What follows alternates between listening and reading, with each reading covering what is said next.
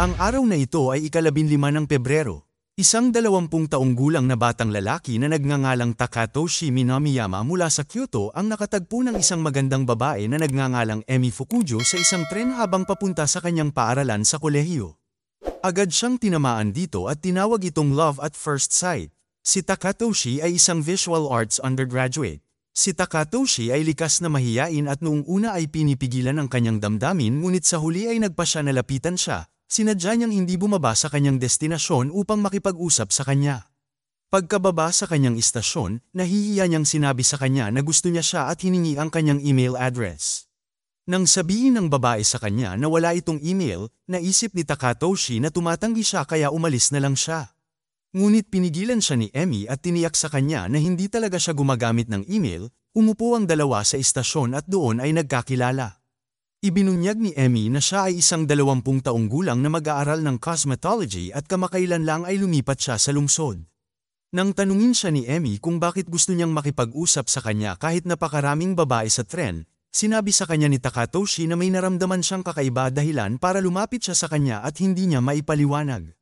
Pakiramdam niya ay matagal na niya itong kilala. Nagpatuloy si Takatoshi sa pagsasalita at binanggit ang tungkol sa lawa ng Takarag-e, ngunit biglang tumayo si Emi at sinabi sa kanya na kailangan na niyang umalis. Bago maghiwalay ng landas, tinanong ni Takatoshi si Emi kung magkikita pa sila. Bigla na lang naging emosyonal ang babae at sinabi na hanggang sa susunod bago umalis. Sa paaralan ay sinabi ni Takatoshi sa kanyang matalik na kaibigan na si Shoichi Uyama na magaling sa mga babae, ang tungkol kay Emi. Nahihirapan si Shoichi na paniwalaan na ang isang mahiyain na nerd na tulad ni Takatoshi ay humingi ng email address sa isang babae. Samantala, nag-aalala ang ating bida kung muli niyang makikita si Emi at tiniyak ni Shoichi na darating si Emi para hanapin siya. Kinabukasan ay hinanap ni Takatoshi si Emi sa tren ngunit hindi niya ito nakita. Dahil nang hihinayang, pumunta siya sa zoo para gumuhit ng kanyang takdang aralin. Sa kanyang pagtataka ay nilapitan siya ni Emi sa zoo. Pinupuri niya ang kanyang pagguhit at nagkomento na dapat i-display ng kanyang paaralan ang kanyang iginuhit. Gayunpaman, naguguluhan si Takatoshi na hindi maisip kung paano siya natagpuan ni Emi sa zoo. Sinabi sa kanya ni Emi na sinabi niya sa kanya ang kanyang mga plano sa zoo sa kanilang huling pagkikita saka binago ang paksa.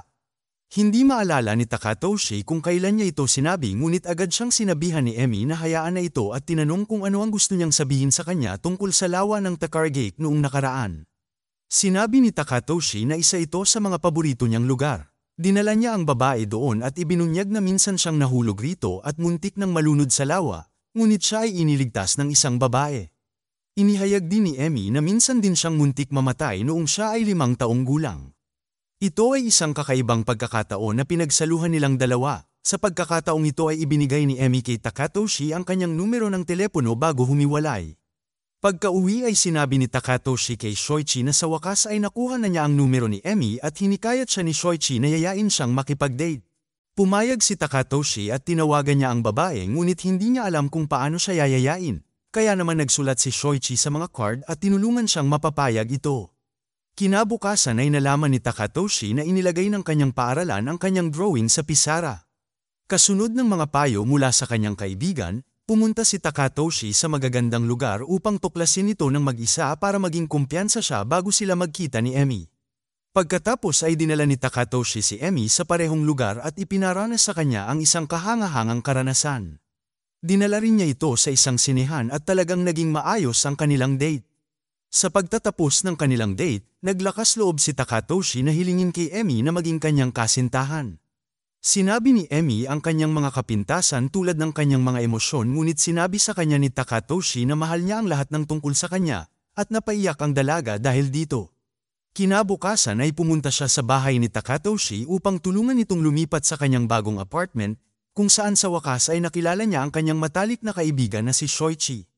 Matapos ilipat ang mga gamit, umalis si Shoichi ngunit nanatili si Emi upang tulungan siyang ayusin ang kanyang apartment.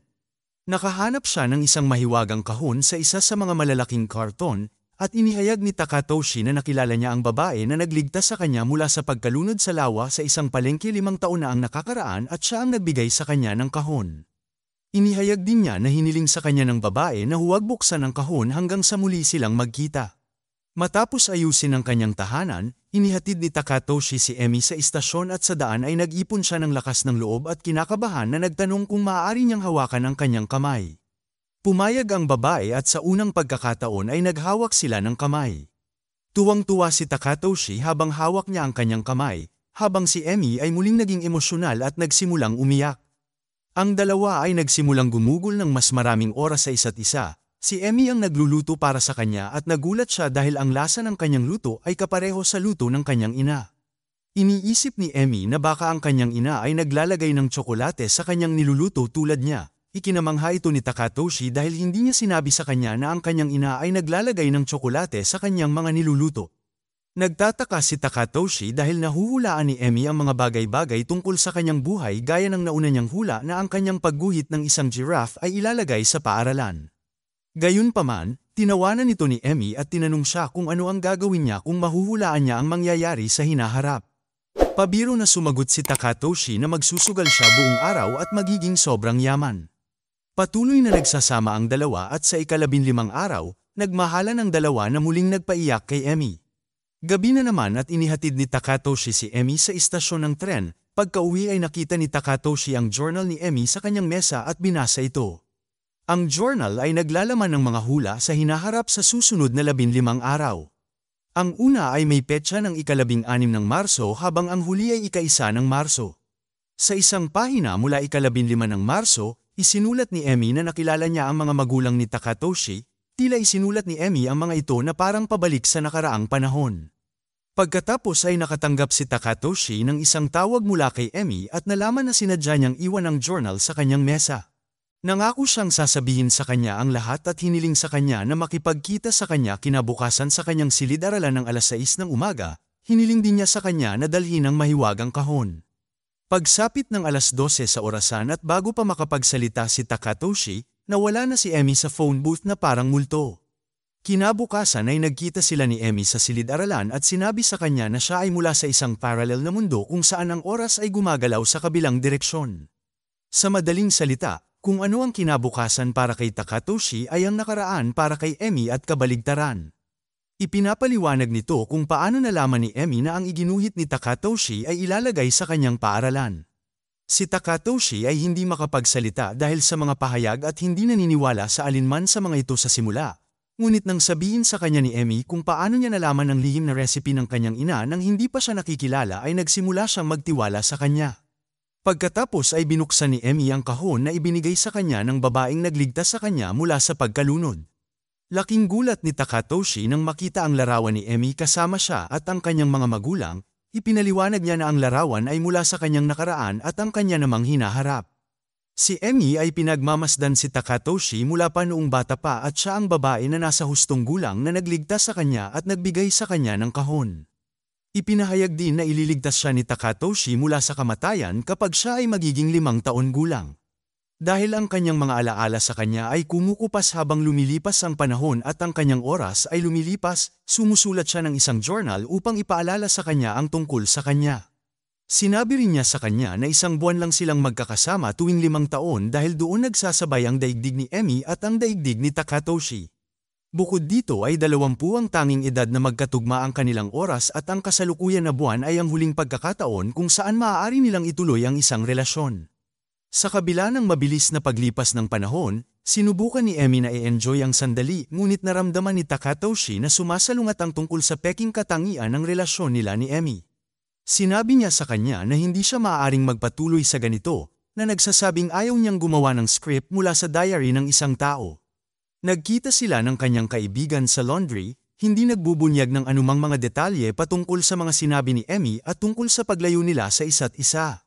Ikinumpara ni Takatoshi si Emi at ang kanyang sarili sa mundo at sa buwan na lumalayo ng 4 na sentimetro mula sa isa't isa bawat taon.